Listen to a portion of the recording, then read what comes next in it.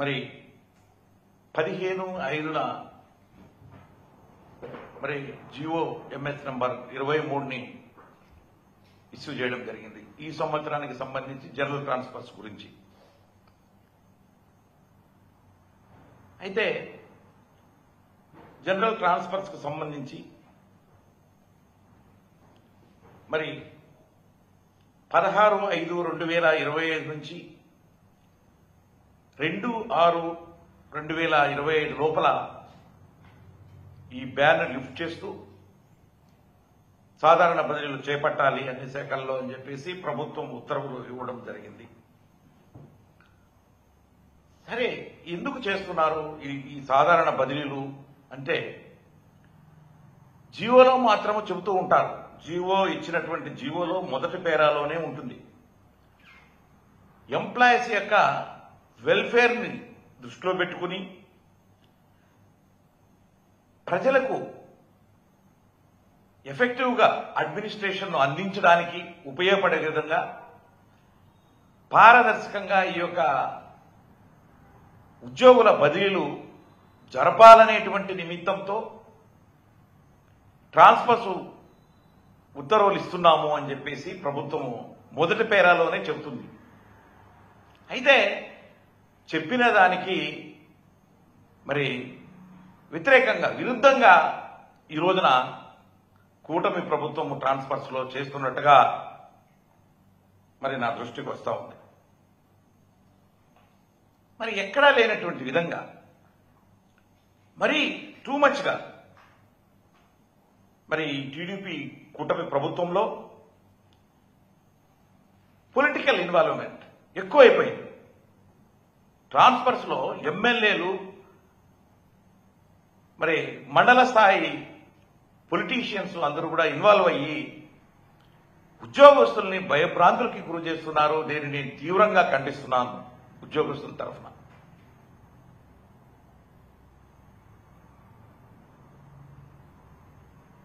MLA దగ్గర లేఖ తెచ్చుకుంటే, సిఫారసు లేఖ తీసుకొచ్చుకుంటేనే మీకు బదిలీలు చేపడతాము అని చెప్పి అధికారులు అంటున్నారు. ఆ ఎమ్మెల్యేలు దగ్గర లేఖ ఇప్పించేదానికి మండల లెవెల్లో ఉన్నటువంటి ఆ రాజకీయ నాయకులు, ఆ కూటమి ప్రభుత్వంలో సంబంధించినటువంటి రాజకీయ నాయకులు, చిన్న రాజకీయ నాయకులు పైరువులు చేసుకుంటూ లక్షలలో ఆ లేఖలకి డబ్బులు ఉద్యోగస్తుల దగ్గర నుంచి దండుకుంటూ వాళ్ళని నానా రకాలుగా ఇబ్బందులు పెడుతున్నారు. అంటే ఆ యొక్క స్థాయిని బట్టి, ఆ యొక్క డిపార్ట్మెంట్ ను బట్టి 2 లక్షల నుంచి 10 లక్షల వరకు ఈ దళారీలాగా ఏర్పడి కొంతమంది ఈ నాయకులు మరి వసూళ్లు చేసి వాళ్ళని ఉద్యోగస్తుల్ని కన్ఫ్యూజన్ క్రియేట్ చేస్తారు. కన్ఫ్యూజన్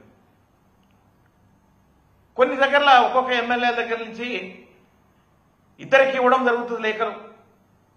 అయితే వాళ్ళల్లో వాళ్ళకు పోటీలు పెడతారు. ఎవరు మీకు ఎక్కువగా ఖర్చు పెట్టుకుంటే వాళ్ళకి ఆ యొక్క బదిలీలు చేస్తాము, ట్రాన్స్ఫర్ చేస్తాము అని చెప్పేసి చెప్పడం మరీ విడ్డూరంగా ఉంది. అధికారులు కూడా ఎవరైనా రిక్వెస్ట్ ట్రాన్స్ఫర్స్ ఉన్నాయి, రిక్వెస్ట్లు వాళ్ళు కన్సిడర్ చేయకుండా మీరు ఎమ్మెల్యే దగ్గర లేఖ తెచ్చుకుంటేనే మేము మీ యొక్క రిక్వెస్ట్ ని కన్సిడర్ చేస్తాము అని చెప్పి అధికారులు చెప్పడానికి కూడా చాలా విడ్డూరంగా ఉంది. ఆ విషయం చూస్తే వింటూ ఉంటే ఎక్కడికి పోతున్నాము? ఎక్కడైనా రూల్స్ అండ్ రెగ్యులేషన్స్ లో ఉందా ఎమ్మెల్యే దగ్గర లేఖ తెచ్చుకోవాలి, లేకపోతే పొలిటీషియన్స్ రికమెండ్ చేయాలని చెప్పేసి? ఎక్కడా లేదు. ఉంటే ఇక జియో 23 మొన్న ఇచ్చినటువంటి జియోలో పొందుపర్చి ఉండాల్సింది. ఫలానా రూల్ ప్రకారంగా మీరు ఎమ్మెల్యే దగ్గర లేఖ తెచ్చుకుంటేనే మీ ట్రాన్స్ఫర్స్ జరపబడతాయి అని చెప్పేసి. ఇది ఒక రకంగా ఉంటే పర్టికులర్లీ రెవెన్యూ ఓరియంటెడ్ డిపార్ట్మెంట్స్ లో నుంచి వాళ్లకు కూటమి ప్రభుత్వంలో ఉన్నటువంటి నాయకులంతా కూడా ప్రయత్నం ఏం చేస్తున్నారంటే పర్టికులర్ రెవెన్యూ డిపార్ట్మెంట్ లో ఉండే వాళ్ళు వాళ్ళకు అనుకూలంగా ఉండేటువంటి అధికారులని, తహసీల్దారులని, డిప్యూటీ తహసీల్దారుని, సర్వేయర్లు అయితేనేంటి, ఆర్టీఓలు అయితే ఇలాంటి వాళ్ళందరినీ కూడా వాళ్ళకు అనుకూలంగా ఉండేవాళ్ళని ఆ యొక్క పోస్టులలో నియమించుకుంటే వాళ్ళు చేసేటువంటి దందాలకి మరి సహకరించే వాళ్ళుగా ఉండాలనేటువంటి ఉద్దేశంతో వాళ్ళు కావాల్సిన వాళ్ళు వేయించుకోవాలంటే కొంతమంది ప్రయత్నాలు. తహసీల్దార్ను డిప్యూటీ తహసీల్దారులని వాళ్ళని వేయించుకొని వాళ్ళ మీద మళ్ళా ఒత్తిడి తీసుకొచ్చి అక్కడ ఉన్నటువంటి ప్రభుత్వ భూములన్నీ కూడా మరి అన్యాయంగా అక్రమంగా ఆ యొక్క భూములని ప్రభుత్వ భూములను కూడా మరి వీళ్ళు స్వాధీనం చేసుకుని దాన్ని లాభం పొందొచ్చు అనేటువంటి ఉద్దేశమో ఏమో కానీ వీళ్ళ యొక్క ఇన్వాల్వ్మెంట్ ఈ డిప్యూటీ తహసీల్దార్ మీద తహసీల్దార్స్ మీద కూడా పలానోళ్ళు ఇక్కడ ఉండాలా పలానోళ్ళు ఇక్కడ ఉండాలనేటువంటి ఆ డెసిషన్ అనేది ఆ యొక్క మండలాల్లో ఉన్నటువంటి నాయకులు ఆ యొక్క కాన్స్టిట్యూన్సీలో ఉన్నటువంటి ఆ ఎమ్మెల్యేలు డిసైడ్ చేయడం అనేది చాలా శోచనీయము అని చెప్పేసి కూడా నేను ఈ సందర్భంగా ఏదైనా ఒక అధికారిని ట్రాన్స్ఫర్ చేయాలంటే గవర్నమెంట్ ఉంటే government can transfer any officer to anyway.